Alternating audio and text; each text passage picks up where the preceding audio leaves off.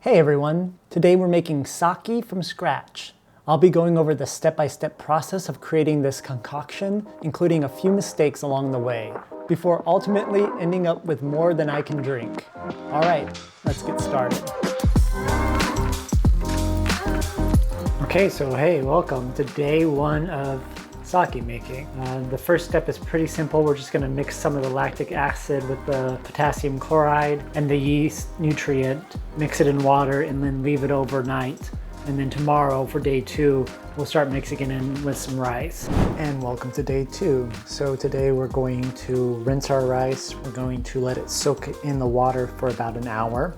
Then we're gonna let it dry for another hour, and then we're gonna steam it for an hour. The rice is done steaming, if you see over here. So this half a cup that we moved from yesterday into the fridge is gonna go over it just to help cool it down a little quicker. I'm trying to get it to about 70 degrees. So at the moment it's about 90 degrees and slowly going down. So this is a lot nicer than the 150 degrees it was at when I took it off of the stove. Next, we're gonna take the yeast that's been sitting out on the counter. It's inflated a little bit in the bag. We're gonna put it in with the rest of our mixture in the water. So now I poured the yeast into the mixture. Now I'm gonna pour it all into my main big jug. I call it Moto because that's the jug that's gonna hold it forever. I've already sanitized this big jug yesterday, so that's why I didn't do it beforehand, but whatever you're gonna put your mixture into, make sure it's sanitized on the inside there. Now we're gonna add 1 cup of the koji rice into the yeast mixture. So this is a wooden spoon that my dad made for my wife and I on our wedding. So I'm gonna use that as my sake spoon, and I'm gonna stir all that koji and whatnot together. And I'm gonna let it sit while the rest of the rice cools down. Okay, the rice is now cooled to the right temperature, and I'm gonna start adding it into my moto. And I'm just gonna add it very loosely and lightly.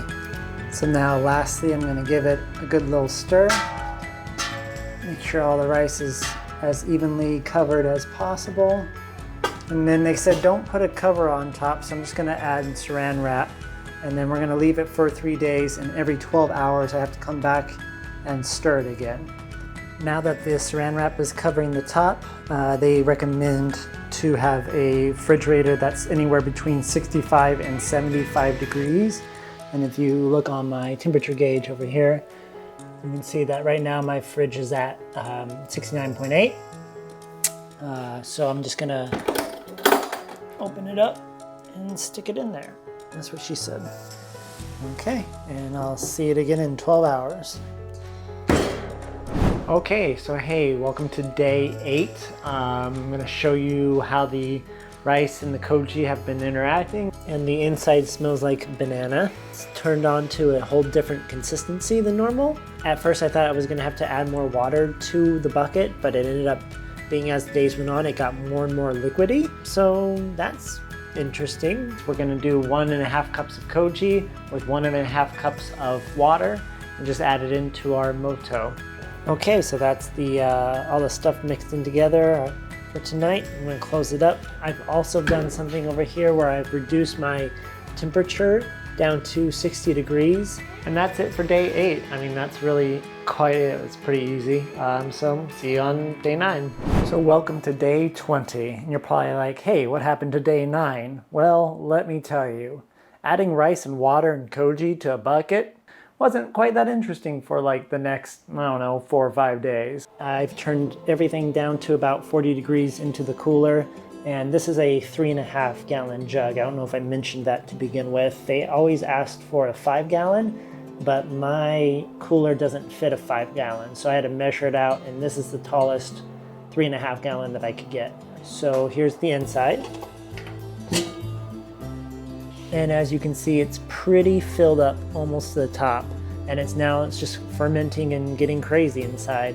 It should start to bubble pretty soon as well. Once it's been sitting in there for 20 days untouched, I will siphon it out. I'll put it in these 1 gallon jugs that I have, and then I'll let it continue to age and ferment a little bit, while also siphoning out more and more of the residue that sinks to the bottom, which is mostly just rice and koji. And then the clear liquid remaining will be the sake. Once I bottle it and get it all ready, then it can just sit in the bottles for as long as I like. I'll be starting a new batch in about 20 days, I want to say, and then with doing so, I'll use the new expensive rice and do it that way. So today we are exactly 1 month and 2 days into the process. We're gonna separate the leads from the sake and put it in these 1-gallon jugs that I have. I'm gonna strain the sake either through a cheesecloth or a strainer. I haven't really decided yet. I've seen different methods of doing this and I don't know what the correct one would be. So these are my 1-gallon jugs that I've pre-sanitized. They've been sitting, waiting to be used. And that's what I'll put my sake into to continue the fermentation process. Let's take a look at the sake and see just how it smells and looks like. Mine does not have any foam, which kind of worries me because in the videos that I've watched, they get a lot of foam from the fermentation process. And as you can see, I've got a lot of foam, but fortunately, I came prepared. Again, I haven't gotten any. I don't know what I've done differently or wrong, if anything. Even just by opening it up, I can smell that it smells like sake. All right, so I'm gonna go separate those now and then I'll come back with the 1-gallon jugs. Okay, so after making the world's biggest mess, this is the aftermath. It's about 2 gallons worth of sake. Now that it's in these airtight jars, I leave it in there for 10 days and then the milkiness will subside to the bottom. Hey, so I am in the middle of making my first batch of DAIGINJO rice. I just wanted to take a second to show you guys what it looks like just because it looks so much different than the normal rice that you would usually get at the grocery store. So here is the DAIGINJO rice, and as you can tell, it's super duper round and small. It looks like sand more than anything. It's kind of crazy, the consistency of it. Okay, so it is day 44 of sake making for the first batch. I've been letting these sit in my refrigerator. The airtight nozzles at the top were too large to fit in the cooler, so because I'm making a new batch, I didn't have room in the cooler anymore, so I put these in my fridge. I twisted them as tight as I could. It's pretty solid on that. So now today what I'm going to do is I'm going to siphon out as much of the clear liquid as I can possibly get, or I guess in this case the golden liquid, and siphon it into the new one. Let it sit again for about the same amount of time. By the end of that, I should have way less residue at the bottom and the liquid should turn even more clear the next siphon that we do. As soon as I opened them, they were carbonated. And so the bottom gunk shifted up to the top and then spun all around. So it's as if I didn't do anything for those past 10 days. I'm gonna have to try this again. Sucks because I was supposed to siphon it today, so now that I'm not, I gotta figure out what that means for the rest of this batch. Wonderful. Okay, so what we had to do was lift up the top fridge shelf so that the airlocks that I do have can go in the bottles this time. As you can see, the bubbles going means that fermentation process is happening. The water keeps the air from the outside from going into the bottle. It allows the fermentation to go up and out and not to carbonate it. Don't be afraid to fail. That's how we learn. Alright, so it's been about 24 hours since that hiccup from last time. I don't know the correct method of taking off the airlock. I don't know if you can just do it from the spout part or if you have to do it from the top, and then I'll start siphoning it into these clear ones over here. Okay, so this is the siphon batch. Here's what's left over from the 2 bottles. But now I will airlock those and those will sit in for another about 10 days or so. So I just opened this up for the first time today since yesterday, and it is super foamy. The foam even made it to the top of the lid, which I wasn't expecting already. So I'm going to lightly cover it this time. It's just nice to see that it's actually doing what it's supposed to for a change. So the next step is to add amelioration to it, which just sweetens the sake because it's so dry. This is the only thing I could find online of the ratios and whatnot to use for adding amelioration to it, which ended up being a little bit more than half a cup of sugar. The way I found out was using my hydrometer. I poured in the sake and checked out the level of what it was at for dryness, and then using that calculation, I was able to determine how much sugar I needed to add in order to get to a level that I wanted.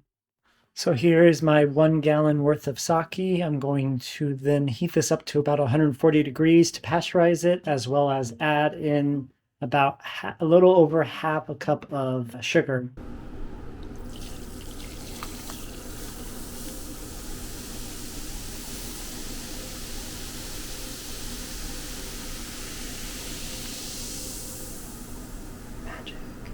Lastly, I just stirred the sugar until it dissolved into the mixture, and then I put it in the fridge to cool it off before bottling it. And this is what I was left with, 3 bottles of regular sake. I did 1 cinnamon and 1 matcha as well, just to see how those turn out. Okay, and this is the bottle that I made. I had a designer friend that I have make the label for it. And then on the back here, I made a label for all the ingredients, the batch number, and all of that. And then over here at the top, I gave it a nice sealed top. And that's about it. It's all bottled and good to go.